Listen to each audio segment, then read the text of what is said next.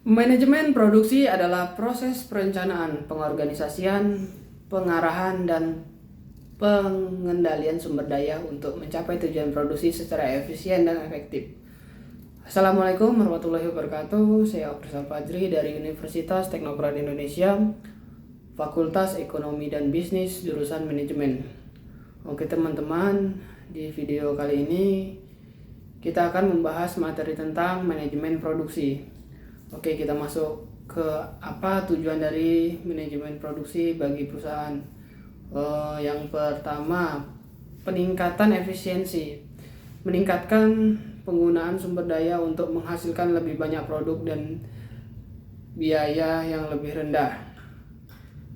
Kemudian yang kedua, peningkatan kualitas, menghasilkan produk yang memenuhi standar kualitas yang ditetapkan oleh perusahaan dan pelanggan. Kemudian yang ketiga, pengurangan waktu, mengurangi waktu produksi untuk meningkatkan kecepatan pengiriman produk kepada pelanggan.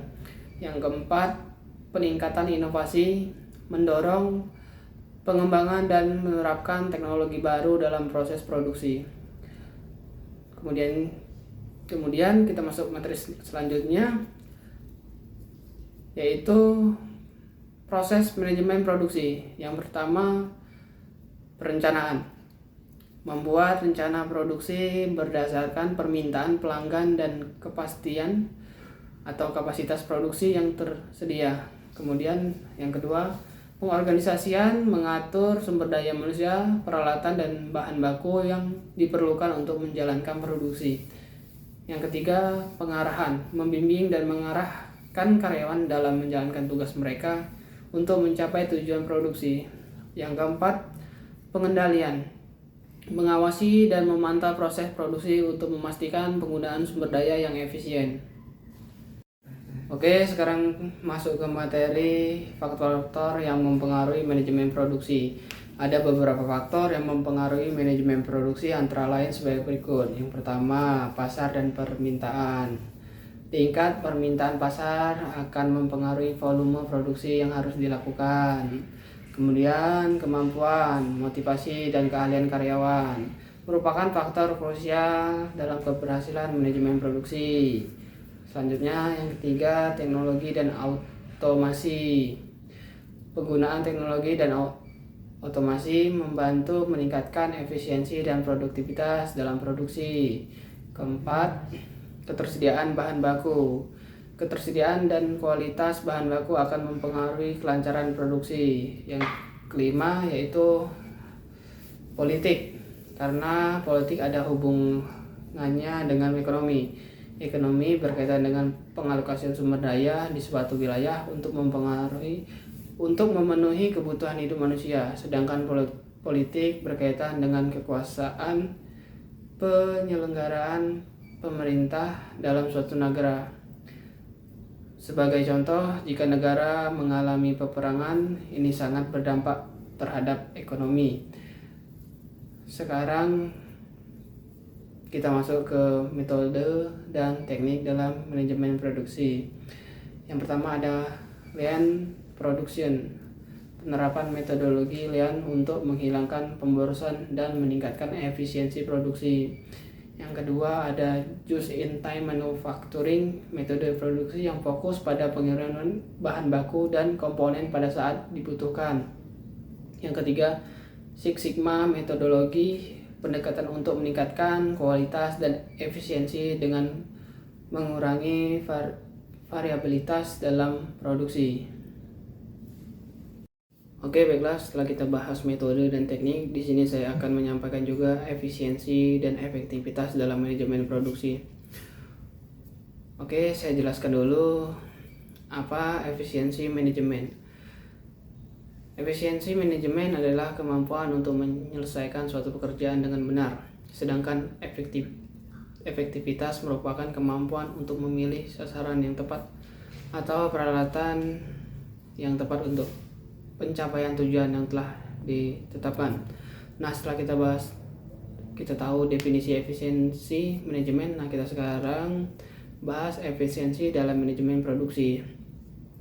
Menggunakan sumber daya secara optimal untuk menghasilkan lebih banyak output dengan biaya yang lebih rendah. Selanjutnya, apakah manajemen produksi memiliki efektivitas yang baik? Nah, mencapai tujuan produksi yang telah ditetapkan dengan hasil yang memuaskan dan menghasilkan keuntungan, ini dianggap cukup efektif. Selanjutnya kita bahas pula tantangan dalam manajemen produksi. Yang pertama, ketidakpastian pasar. Perubahan perilaku konsumen dan persaingan yang ketat bisa menjadi tantangan dalam merencanakan produksi. Kemudian yang kedua, keberlanjutan lingkungan. Menjaga keselarasan antara keberlanjutan produksi dan keberlanjutan lingkungan menjadi tantangan penting dalam manajemen produksi. Kemudian yang ketiga, perubahan teknologi. Perkembangan teknologi yang cepat membutuhkan adaptasi dan investasi pada peralatan produksi yang baru. Kemudian yang keempat, kualitas produk. Menghasilkan produk dengan kualitas yang memenuhi ekspektasi pelanggan adalah tantangan yang terus-menerus dalam manajemen produksi. Kemudian yang kelima, ya pasti kalian juga sudah tahu kan, untuk yang kelima ini ya benar sekali, yaitu politik. Ini cukup menjadi tantangan jika politik di sebuah negara atau di dunia sedang tidak baik-baik saja. Ini dapat menyebabkan penghambat pengiriman bahan baku yang impor, karena jika negara sedang tidak baik-baik saja atau bahkan sampai perang, ini sangat menyulitkan dalam proses produksi. Contoh saja saat konflik yang terjadi saat ini di Palestina, ini dapat menghambat juga proses produksi. Contoh lainnya saat perang Ukraina dan Rusia, ini juga dapat menghambat proses produksi dikarenakan Rusia memberhentikan proses ekspor bahan baku ke negara-negara yang membutuhkan bahan baku dari negara Rusia tersebut.